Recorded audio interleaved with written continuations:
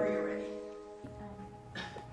That's a good question. Go up there, tell them to go in the playroom and close the door. I'm a little like, oh, what's gonna happen? Absolutely, I'm uncomfortable.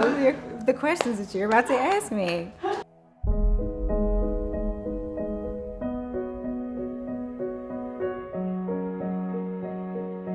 Hello everybody, my name is Ivan Rodriguez and I'm the creator of The New Husband. I want to introduce myself briefly before we dive into what that really is. I'm originally from Brazil, which explains the accent. I've been working in film production for about 12 years now, until about 2 years ago when my wife got a job offer to move to Memphis, Tennessee. I knew that my work would slow down a little bit. I didn't have a job, so I was in charge of the house for that time, which got me another full-time job. Cooking, cleaning, laundry. So that's when this project was born. Together with our first son, actually, I realized an issue that I didn't notice before.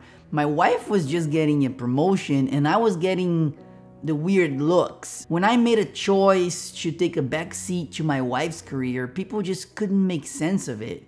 And actually, I couldn't make sense of it either. I realized that I had to confront my own biases. It's not pretty. Here's where it gets interesting, right?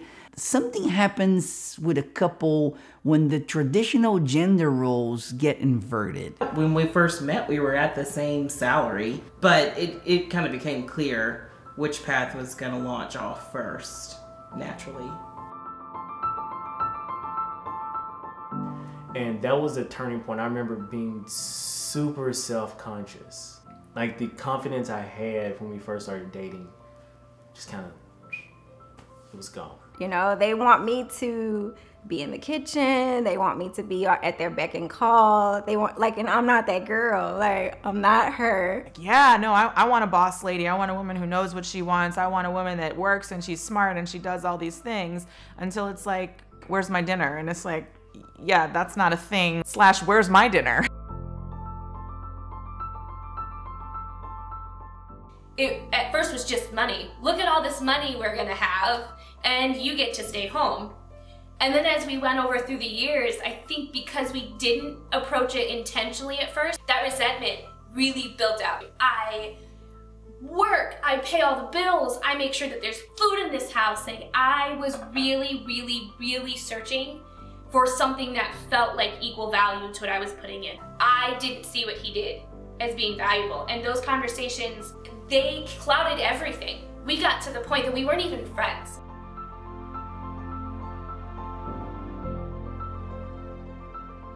I'm a chef, I'm a baker, I'm a dragon slayer, I do tea parties, I do custom events, I'm an Uber driver, I'm everything. So if you value all that together, technically I make more than she does.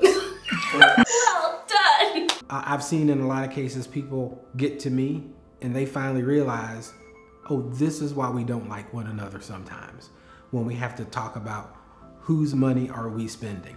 There are a lot of people that don't even understand that they need to talk about this exact topic. You know, women are being given the message, you can be anything you want to be, you can do anything you want to do. It's a little more confusing for men, and they may have their role down professionally in the corporate world, but it's a little, they're not quite as sure of it in the family world. Ideally, you need to have a different kind of partner than maybe in the past if you weren't trying to make that happen. People don't understand the emotional strength that it takes to be, you know, a man, a black man, and then a black man with a woman, with a female counterpart that's leading financially in areas where people put a lot of weight. It was fascinating to see how they were figuring out ways to build a relationship and to shape their families when gender roles were not in place anymore. But underlining this whole issue, I realized there was a much bigger one. This goes beyond income level. This is an issue across the board. Some women find themselves in a situation where they might not pursue career opportunities because they don't have the support in the home that they would need to make that happen. And I feel like it's inevitable. You can't have our society moving in a way where we're pushing for more women to be at the top, but not supporting the family structure. Women who don't have power at home are probably going to have a hard time dealing with power at work.